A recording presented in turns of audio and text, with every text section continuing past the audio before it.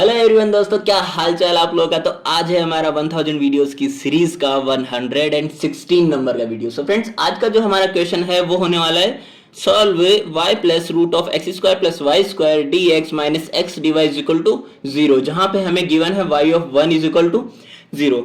तो सबसे पहले तो आप जब इसको आंखों से देखोगे तो यहाँ पे हमें क्या पता लगेगा कि हमें पहले इसको एक क्वेश्चन की फॉर्म से एक थोड़ा सुंदर क्वेश्चन की फॉर्म में, टिकाऊ फॉर्म में हमें कन्वर्ट करना है, जहां से मुझे ये पता लग सके कि इसमें मैं किस मेथड को अप्लाई करके यहां से डिफरेंशियल इक्वेशन का सॉल्यूशन निकाल सकता हूं। तो यहां से अगर मैं dy बाई डी एक्स में इसको कन्वर्ट करना चाहूं तो मैं x dy को RHS में ले जाऊंगा and then dy by d x is equal to मेरे पास आ जाएगा y plus root of x square plus y square divided by x।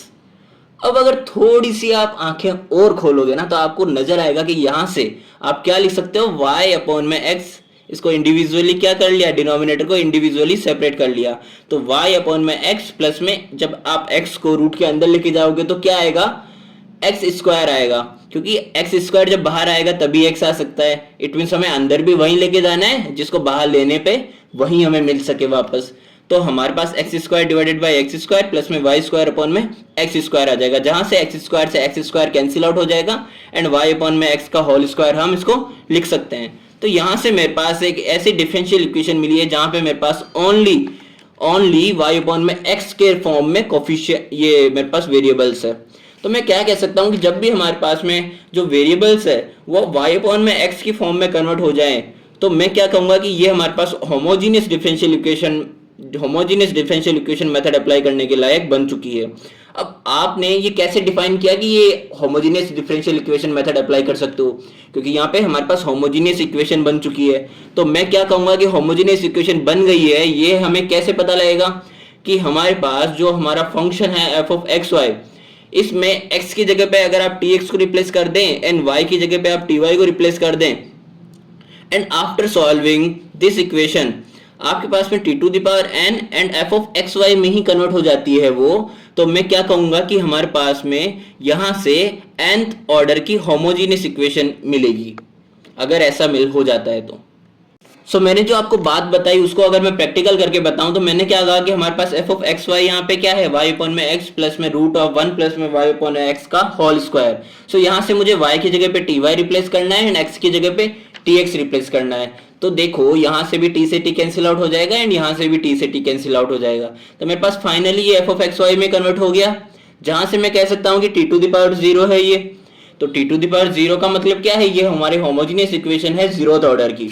Okay, so homogeneous equation method apply करने के लिए मेरे को जो कंडीशन चाहिए थी वो कंडीशन मेरी क्या हो गई है, फुलफिल हो चुकी है। तो मैं यहाँ पे होमोजेनियस इक्वेशन मेथड को अप्लाई करूंगा।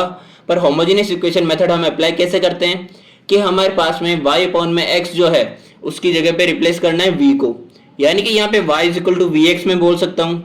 बट मुझे यहाँ पे केवल y की ही नीड नहीं है, मुझे तो dy बाई dx की भी नीड है। इट मीन्स मुझे बहुत साइड्स डिफरेंशिएशन करना पड़ेगा विथ रेस्पेक्ट टू x।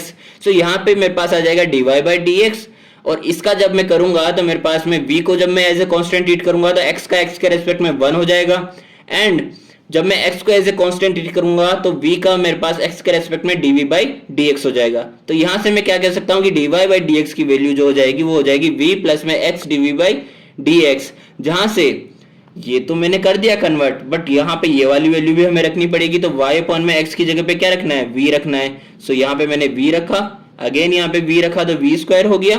तो मेरे पास में ये v से ये v कैंसिल आउट हो गया। अब यहाँ पे मेरे पास x dv बाई dx क्या आ गया, root of 1 plus v square. अभी हमें क्या करना है, दो वेरिएबल दिख रहे हैं आपको x और v, और इन्हीं के डिफरेंशियल दिख रहे हैं, तो आपको सेपरेट कर लेना है वेरिएबल्स को विद देयर डिफरेंशियल।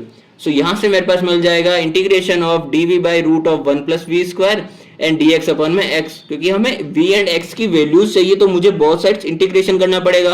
ओके, सो जब आप इंटीग्रेशन करोगे तो आपको क्या मिलेगा, यहाँ से हमको जब LHS में इंटीग्रेशन करना है तो हमारे पास इसका तो ऑलरेडी फॉर्मूला होता है।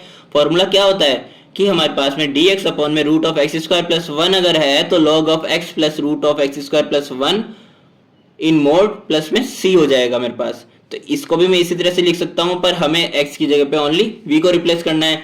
So log of v plus root of v square plus 1 हो जाएगा मेरे पास एंड 1 अपॉन x का इंटीग्रेशन क्या हो जाएगा, log ऑफ x प्लस में इंटीग्रेटिंग कांस्टेंट log c हो जाएगा।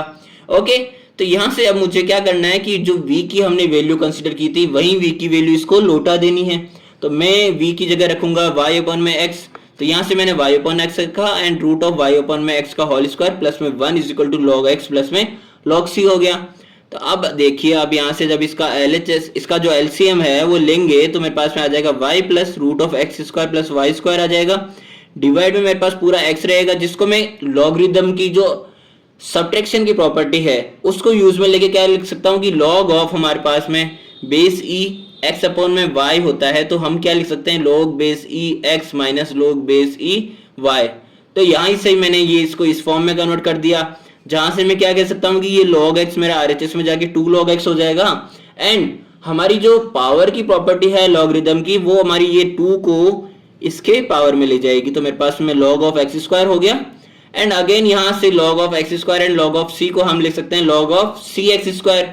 ठीक है, तो मेरे पास आ गया फाइनली log से log कैंसिल आउट करने के बाद में y plus root of x square plus y square is equal to c x square. So finally मुझे क्वेश्चन में जो गिवन थी वह वैल्यू को यूज में लेना है। क्या गिवन थी कि y of 1 is equal to 0 है, जिसका मतलब क्या है कि अगर आप x इज इक्वल टू 1 रखते हो तो y की वैल्यू क्या आएगी 0 आएगी।